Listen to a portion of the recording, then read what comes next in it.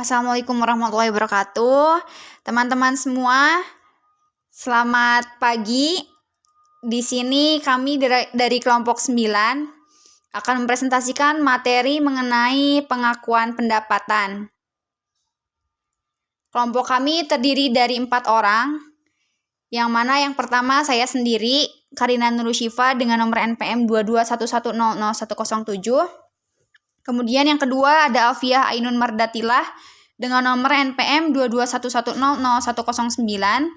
Yang ketiga ada Aldi Maulana dengan nomor NPM 2211000110. Dan yang terakhir ada Rahmi Nabilah dengan nomor NPM 2211000268. Pertama, di sini saya akan menjelaskan mengenai definisi pendapatan. Ikatan Akuntansi Indonesia mengungkapkan dalam standar akuntansi keuangan entitas tanpa akuntabilitas publik atau disebut juga dengan SAK etap mendefinisikan bahwa pendapatan merupakan suatu penghasilan yang timbul dalam pelaksanaan aktivitas entitas yang biasa dan dikenal dengan sebutan berbeda seperti penjualan, imbalan, bunga, dividen, royalti, dan sewa.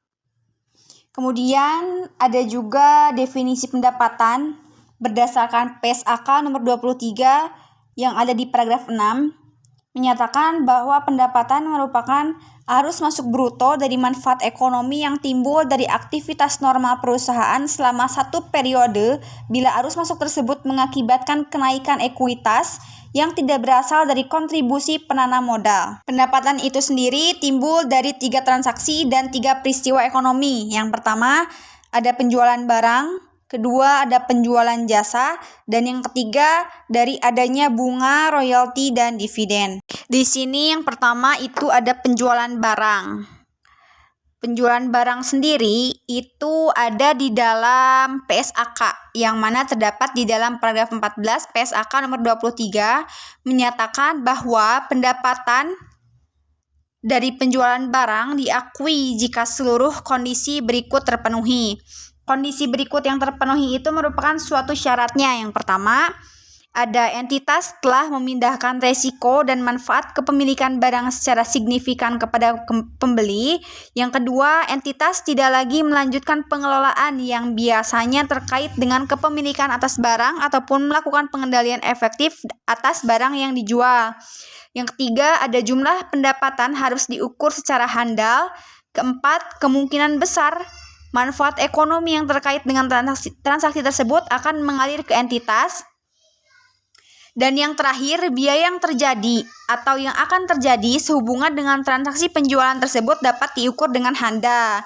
Nah, apabila salah satu dari kelima syarat yang telah disebutkan tadi tidak terpenuhi dalam suatu transaksi penjualan, maka entitas itu tidak dapat mengakuinya sebagai suatu pendapatan. Kemudian yang kedua ada penjualan jasa.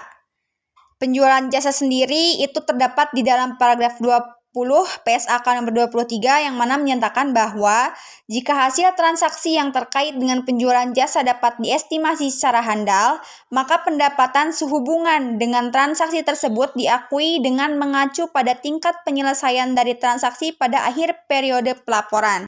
Nah, di sini ada 5 syarat yang harus dipenuhi apabila ingin menghasilkan suatu transaksi yang dapat diestimasi secara handal. Yang pertama, ada jumlah pendapatan harus dapat diukur dengan handal. Yang kedua, kemungkinan besar manfaat ekonomi sehubungan dengan transaksi tersebut akan mengalir ke entitas. Yang ketiga, tingkat penyelesaian dari suatu transaksi pada akhir periode pelaporan dapat diukur dengan handal. Dan yang keempat, biaya yang timbul untuk transaksi dan biaya untuk menyelesaikan transaksi tersebut dapat diukur dengan handa. Nah, apabila salah satu dari keempat syarat tersebut tidak dapat terpenuhi dalam suatu transaksi penjualan jasa, maka entitas tidak dapat mengakuinya sebagai suatu pendapatan. Yang ketiga ada bunga, royalti, dan dividen. Ini itu dijelaskan di dalam paragraf 29 PSAK nomor 23 yang mana menyatakan bahwa pendapatan yang timbul dari penggunaan aset entitas oleh pihak lain yang menghasilkan bunga, royalti, dan dividen diakui jika ada syaratnya. Yang pertama, kemungkinan besar manfaat ekonomi sehubungan dengan transaksi tersebut akan mengalir ke entitas. Dan yang kedua, jumlah pendapatan dapat diukur dengan handal. Nah, di dalam pengakuan pendapatan yang diatur dalam SAK, ternyata itu memiliki syarat yang lebih ketat dibandingkan dengan yang diatur di dalam SAP, yaitu adanya unsur terpenuhinya semua syarat pengakuan pendapatan maupun harus terpenuhinya kemungkinan besar manfaat ekonomi sehubungan dengan transaksi tersebut akan mengalir ke entitas. Itu tuh tadi terdapat di dalam syarat pertama untuk pengakuan pendapatan atas bunga, royalti, dan dividen. Ukuran untuk menilai adanya kemungkinan besar manfaat ekonomi itu akan mengalir ke entitas yang menunjukkan bahwa SAK itu sangat konservatif terhadap pengakuan pendapatan. Kemudian, pembahasan yang kedua, di sini saya akan menjelaskan mengenai ruang lingkup dari standar akuntansi. Ada 3 ruang lingkup yang terdapat di dalam PSAK nomor 23. Yang pertama itu penjualan barang, kedua penjualan jasa, dan yang ketiga bunga, royalti, dan dividen. Di poin pertama, di sini maaf ya kurang jelas, seharusnya ditambah subjudul mengenai penjualan barang. Nah, penjualan barang sendiri itu terdapat di dalam paragraf 14 PSAK nomor 23 yang sudah saya jelaskan tadi di slide pertama. Nah, di dalam paragraf 14 PSAK nomor 23 ini menyatakan bahwa pendapatan dari penjualan barang itu diakui jika seluruh kondisinya terpenuhi. Kondisi di sini merupakan kelima syarat yang tadi telah disebutkan. Nah, apabila salah satu dari kelima syarat tersebut tidak dapat terpenuhi dalam suatu transaksi penjualan, maka entitas tersebut tidak dapat mengakuinya sebagai suatu pendapatan. Kemudian di poin kedua di sini paragraf 20 PSAK itu menjelaskan mengenai penjualan jasa. Nah, di dalam penjualan jasa sendiri itu, hasil yang terkait dengan penjelasan jasanya itu dapat diestimasi secara handal. Maka pendapatan sehubungan dengan transaksi tersebut diakui dengan mengacu pada tingkat penyelesaian dari transaksi pada akhir periode pelaporan. Nah, ada 4 syarat agar suatu transaksi itu dapat diestimasi secara handal. Apabila dari keempat syarat tersebut tidak dapat terpenuhi, maka suatu entitas itu tidak dapat mengakuinya sebagai suatu pendapatan. Dan yang ketiga ada paragraf 29 PSAK nomor 23 menjelaskan mengenai bunga, royalti, dan dividen. Nah, di sini menjelaskan bahwa pendapatan yang timbul dari penggunaan aset entitas oleh pihak lain yang menghasilkan bunga, royalti, dan dividen. Ukuran untuk menilai adanya kemungkinan besar manfaat ekonomi yang mengalir ke suatu entitas itu menunjukkan bahwa SAK itu sangat konservatif terhadap pengakuan pendapatan. Kemudian di sini ada pendapatan dari penjualan barang. Pendapatan dari penjualan barang itu terdapat di dalam paragraf 14 PSAK nomor 23 yang mana menyatakan bahwa pendapatan dari penjualan barang diakui jika seluruh kondisinya terpenuhi.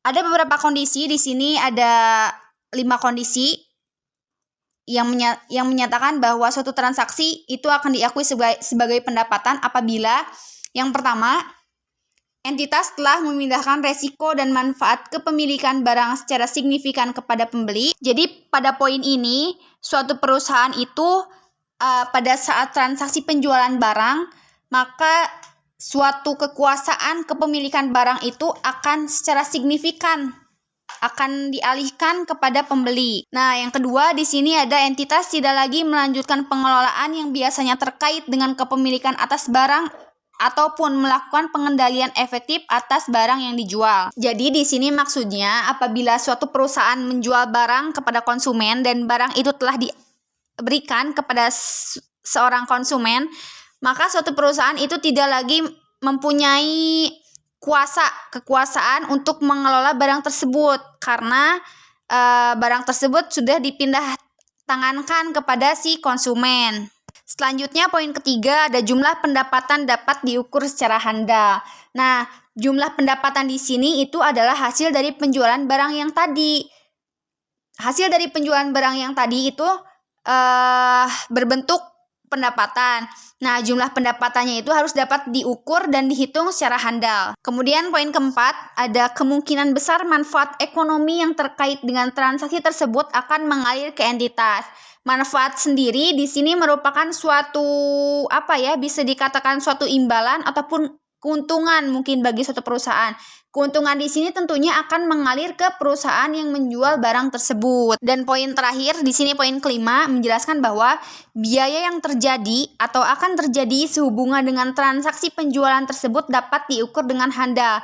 Nah, di sini itu maksudnya itu biaya-biaya yang lain dalam suatu transaksi penjualan. Contohnya, di sini terjadi suatu transaksi penjualan, kemudian si konsumen itu menginginkan barang itu dikembalikan karena ada suatu kecacatan, maka di sini membutuhkan biaya lain yang dimana disebut dengan retur pembelian atau juga disebut dengan retur penjualan, yang mana tentunya memerlukan biaya-biaya yang lain. Nah, biaya lain tersebut itu harus bisa dihitung dan dapat dipertimbangkan secara handal. Pendapatan dari penjualan jasa.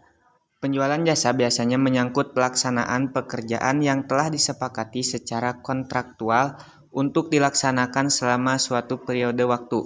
Jasa tersebut dapat diserahkan dalam satu periode atau lebih dari satu periode. Sebagai contoh, pekerjaan jasa mekanikal dan elektrikal dapat berlangsung lebih dari 1 tahun untuk keseluruhan proyek gabungan. Inilah yang menjadi isu. Saat kapan pendapatan diakui tidak dapat selalu sejalan dengan penerimaan kas dari pendapatan tersebut. Lalu berapa besar pendapatan harus diakui agar sesuai dengan beban pengeluarannya? Prinsip dasarnya adalah pendapatan diukur dengan nilai wajar imbalan yang diterima atau dapat diterima. Jumlah imbal jasa biasanya ditentukan dengan persetujuan antara pemberi jasa dengan penerima jasa. Paragraf 20 PSAK 23 menyatakan bahwa jika hasil transaksi yang terkait dengan penjualan jasa dapat diestimasi secara andal, maka pendapatan sehubungan dengan transaksi tersebut diakui dengan mengacu pada tingkat penyelesaian dari transaksi pada akhir periode pelaporan. Hasil transaksi dapat diestimasi secara andal jika seluruh kondisi berikut ini terpenuhi. 1. Jumlah pendapatan dapat diukur dengan handal. 2. Kemungkinan besar manfaat ekonomi sehubungan dengan transaksi tersebut akan mengalir ke entitas. 3. Tingkat penyelesaian dari suatu transaksi pada akhir periode pelaporan dapat diukur dengan handal. Dan yang keempat, biaya yang timbul untuk transaksi dan biaya untuk menyelesaikan transaksi tersebut dapat diukur dengan handal.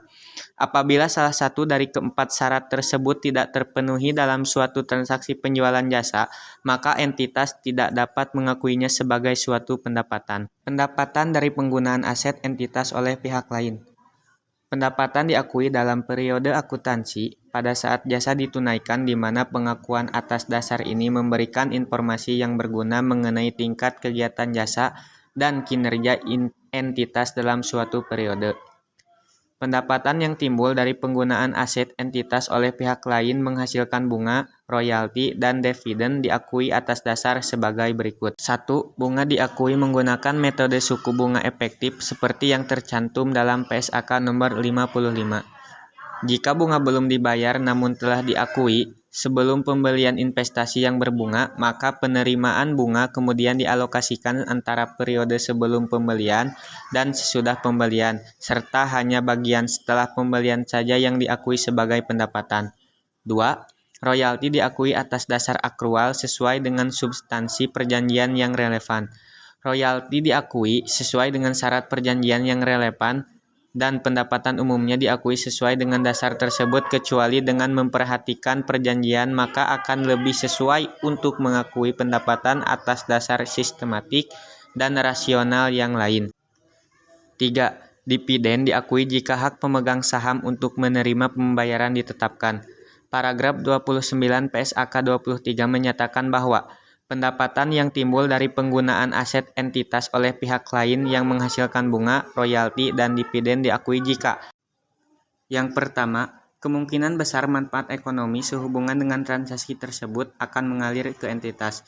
Seterusnya, jumlah pendapatan dapat diukur dengan handal. Pengakuan pendapatan yang diatur dalam SAK ternyata dimiliki syarat yang lebih ketat dibanding dengan yang diatur dalam SAP, yaitu adanya unsur terpenuhi semua syarat pengakuan pendapatan maupun harus terpenuhinya. Kemungkinan besar manfaat ekonomi sehubungan dengan transaksi tersebut akan mengalir ke entitas. Ukuran untuk menilai adanya kemungkinan besar manfaat ekonomi akan mengalir ke entitas menunjukkan bahwa SAK sangat konservatif terhadap pengakuan pendapatan. Pendapatan dari kontrak jangka panjang. Perusahaan mengakui pendapatan dari kontrak jangka panjang didasarkan pada metode presentase penyelesaian sesuai dengan PSAK 34 dan menggunakan metode pendekatan pada kemajuan fisik yang dituangkan dalam laporan prestasi proyek yang dibuat oleh slide SEM berserta petugas pengawas lapangan. Metode presentase penyelesaian mengakui pendapatan dari kontrak jangka panjang dalam periode pendapatan dihasilkan dengan metode presentase. Penyelesaian akan menunjukkan prestasi kemajuan pekerja yang diciptakan digunakan menghitung besarnya pendapatan prodi. Dalam metode ini, pendapatan kontrak akan dihubungkan dengan biaya kontrak yang terjadi dalam mencapai tahap penyelesaian pekerjaan, sehingga pendapatan, beban, dan laba yang dilaporkan dapat didistribusikan menurut dua-dua penyelesaian pekerjaan secara proposal. Dalam perhitungan pengakuan pendapat berdasarkan metode persentase penyelesaian dengan pendekatan progres fisik, mengakui pendapatan yang persentasenya ditentukan berdasarkan OPNE lapangan yang dilakukan oleh petugas lapangan. Taksirannya penyelesaian kemajuan fisik yang dilakukan berdasarkan OPNE lapangan tidak dapat menjamin kekuatan atas penilaian suatu proyek, sehingga seringkali menyebabkan ketidaksesuaian persentase penyelesaian menurut pengawas lapangan dan SEM dengan perkiraan perusahaan karena tidak memperhatikan besar biaya yang terjadi atau usaha yang telah dicurahkan untuk mencapai tahap penyelesaian pekerjaan proyek dalam periode berjalan, sehingga menyebabkan pendapat, beban, dan laba konstruksi yang dilaporkan tidak dapat didistribusikan menurut penyelesaian pekerjaan kontrak secara proporsional. Program loyalitas pelanggan. Definisi loyalitas pelanggan adalah strategi pemasaran yang digunakan oleh pelaku bisnis untuk mendorong pelanggan agar tetap berbelanja atau tetap menggunakan layanannya. Program di masa kini semakin berkembang karena semakin banyak pilihan tersedia di pasaran. Pada zaman dulu, ketika pilihan masih sedikit, pelanggan lebih memilih setia pada produk satu perusahaan. Tapi saat ini, banyak pilihan membuat konsumen punya kesempatan lebih berpindah ke produk dari perusahaan lain. Manfaat loyalitas pelanggan memiliki beberapa manfaat, yaitu membantu meningkatkan penjualan, memungkinkan penjualan meningkat karena pelanggan tertarik untuk membeli lebih banyak dan mendapatkan reward dan pembelian tersebut. Mempertahankan customer lama, utamanya dilakukan untuk mempertahankan customer yang sudah ada akan bertahan dari produk satu perusahaan jika mereka merasa kebutuhan mereka terpenuhi, bahkan ditambah dengan benefit lain. Bisa menarik customer baru. Melihat program yang menarik, biasanya akan tertarik untuk mencoba produk dan layanan perusahaan. Program ini pun bisa menarik pelanggan baru dengan lebih mudah daripada promosi, bisa tanpa benefit lebih. Mendukung ROI. Pengembalian investasi dinilai lebih cepat jika menggunakan program yang terencana dengan baik dibandingkan kampanye marketing lain yang bisa memakan biaya lebih besar. Jenis dan contoh loyalitas pelanggan. Dalam loyalitas pelanggan ada beberapa jenis dan contohnya. Di antaranya ada program berlangganan, subscription. Program ini memungkinkan pelanggan berlanggan ke perusahaan, baik melalui website, email, dan mendapatkan informasi terbaru dengan segera. Program ini tidak selalu memberikan benefit besar dari pelanggan, tetapi ada waktu-waktu tertentu di mana hanya yang sudah berlangganan saja yang bisa mendapatkan benefit khusus. Contohnya, pelaku usaha yang menawarkan produknya melalui marketing kadang ada penawaran khusus untuk mereka yang berlangganan seperti diskon, gratis, ongkir, dan sebagainya. Ketika ada event khusus diskon semacam itu, pelanggan yang telah berlangganan biasanya mendapatkan informasi lebih cepat daripada pengguna biasanya. Ada juga program poin. Poin ini ditukarkan pada pembelian-pembelian berikutnya. Contohnya, pelanggan store telah melakukan pembelian sebanyak 3 kali, mendapatkan koin sebanyak 3.000. Nah, poin itu dapat ditukar dengan produk yang dibeli pada kesempatan-kesempatan dengan harga diskon atau malah gratis. Program komunitas. Program ini menarik pelanggan dengan memberikan kesempatan interaksi antara sesama pelanggan. Para pelanggan ini kemudian akan saling berbagi informasi dalam hal yang sama. Saat itu perusahaan bisa menawarkan produk-produk dengan penawaran spesial tambahan yang menguntungkan bagi pelangganan dalam komunitas tersebut. Contohnya adalah program komunitas ini, misalnya komunitas skincare. Komunitas membership berbayar hampir sama dengan program pelangganan dalam komunitas. Program ini juga memungkinkan pelanggan bergabung sebagai anggota berlangganan. Bedanya program di atas gratis sedangkan yang ini berbayar. Contoh yang sering ditemukan adalah layanan OOTT. Layanan ini mengharuskan penggunaan membayar bulanan atau tahunan untuk bisa menikmatinya. Tayangan video dalam platform mereka. Program Progress. Program ini melibatkan pelangganan dalam suatu perkembangan. Selama menggunakan produk atau layanan kita, jadi pelangganan berhasil meraih satu level. Mereka akan mendapatkan reward khusus. Contohnya adalah perusahaan sepatu mengadakan program lari 10 km dalam seminggu yang dicatat dalam aplikasi brand tersebut. Ada juga program amal. Jenis selanjutnya adalah program ini dilakukan untuk meningkatkan value atau nilai brand perusahaan. Menarik customer biasanya cenderung menyukai brand yang berperan dalam kehidupan sosial. Contohnya program ini bisa ditemukan dalam bentuk produk makanan dari orang-orang kelaparan, event produk obat yang memberikan bantuan bagi penderita penyakit kronis tertentu dan sebagainya. Program berjenjang. Program terakhir ini punya konsep mirip seperti membership, tetapi ada jenjang-jenjang yang menunjukkan level loyalitas pelanggan di dalamnya. Didapatkan pelanggan di setiap jenjang juga berbeda. Contohnya seperti bank memberikan standar premium dan VIP. Member VIP mendapatkan benefit yang lebih besar dibandingkan member premium. Dan standar ini akan mendorong pelanggan untuk meningkatkan membershipnya, salah satunya melakukan transaksi yang besar. Mungkin cukup sekian presentasi yang dapat disampaikan oleh kelompok kami. Mohon maaf bila banyak kekurangan kata atau ada kata-kata yang kurang berkenan. Terima kasih atas perhatiannya. Wassalamualaikum warahmatullahi wabarakatuh.